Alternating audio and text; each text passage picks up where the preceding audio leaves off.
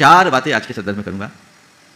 भाग जागना, भाग जगाना, भाग फूट जाना और भाग बदल जाना। चारों बातें भाग्य से जुड़ी हुई है। या एक जोड़ दे, भाग साथ न देना। भाग जागना, भाग जगाना, भाग साथ न देना और भाग फूट जाना। भाग बदलना और जगाना एक ही बात है। आज हम इन चारों बातों पर ध्यान रखें। हर व्यक्ति के जीवन में कई बार ऐसा प्रसंग आता है जब उसके मुख से निकलता है आज हमारा भाग जाग गया। प्राय गुरुओं के पास आते हैं, दर्शन करते हैं, लोग गदगद होते हैं, मन में प्रसन्नता होती है, कहते हैं आज मेरा भाग जाग गया। शिखर जी की वंदना कराए, आज मेरा भाग जाग गया। कोई अपूर्व लाभ मिला, आज मेरा भाग जाग गया। भाग जागने पर लोग हर्षित होते हैं, लेकिन कुछ लोग हैं जो प्रायः बड़े मायूसी और बेबसी के साथ कहते हैं क्या करूं, मेरा भाग ही साथ नहीं देता, है ना। जब भाग जागता है मन में हर्ष होता है, पर जिनके मन में शिकायत होती है वो कहते हैं भाग साथ नहीं देता। पर मैं आप सबसे कहता हूं, आपने कभी महसूस किया कि आपका भाग कब जगता है? भाग कब जगा? महाराज आपके दर्शन हो गए, धन्य भाग हो गया, मेरा भाग जग गया। तो अपने गांव में बैठे रहते तो भाग्य जगता क्या? कब जगा तुम्हारा भाग्य? जब तुमने वो प्रयास किया। पुरुषार्थी व्यक्ति का भाग सदैव जागा रहता है और आलसी व्यक्ति का भाग फूट जाता है। भाग को जगाना है तो पुरुषार्थी बनो, कर्मनिष्ठ बनो, कर्तव्यनिष्ठ बनो और अपने लक्ष्य के प्रति सतत अभिमुख होकर के चलो। इसलिए वाक्य कहता है जब मनुष्य दृढ़ प्रतिज्ञ हो जाता है तब भाग लक्ष्मी उस पर प्रसन्न होकर कृपा करना चाहती है। तुम्हारे जीवन में कोई भी उपलब्धि तभी घटित होगी जब तुम्हारे अंदर दृढ़ प्रतिज्ञता होगी, तुम प्रतिबद्ध होगे, तुम्हारे अंदर वैसा डिटरमिनेशन होना चाहिए। मेरा भाग जगा है ये दिमाग से हटाओ, मुझे अपना भाग जगाना है ये पुरुषार्थ घटाओ। जो आलसी होते हैं उनका भाग फूटता है और जो जागरूक और तत्पर होते हैं उनका भाग जागता है। अवसर तो हमारे पास हर क्षण होते हैं, लेकिन हम अपने अवसर का उपयोग कहां करते हैं?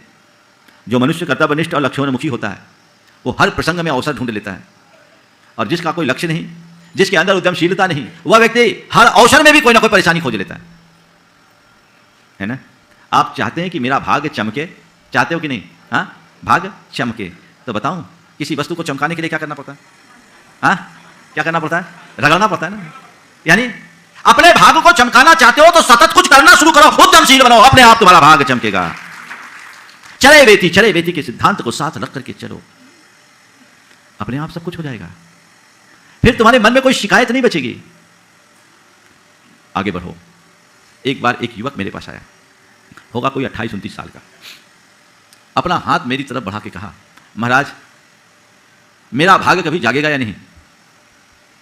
मैंने उसकी तरफ देखा और मुझसे उससे कहा कि तुम जैसे तेजस्वी युवा को किसी के आगे हाथ फैलाता देखकर मुझे अच्छा नहीं लग रहा। पूछा तुम कौन हो, कहाँ से आए हो, क्या है? बताया।